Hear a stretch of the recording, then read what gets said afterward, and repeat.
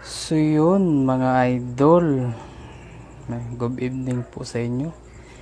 Ito po kami kauwi lang namin galing sa dagat, nang ilaw kami kasi walang ulam, kaya malaki yung hibas, low tide, kaya naisipan namin mangilaw, kaya ito yung nahuli namin mga idol.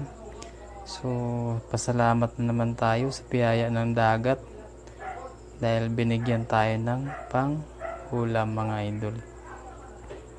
Ito sari-sari naman yung sa binakuha namin na iba, kaya ito yung huli ng anak ko, yung 3 pugita, saka yung blue crabs yan, saka locust.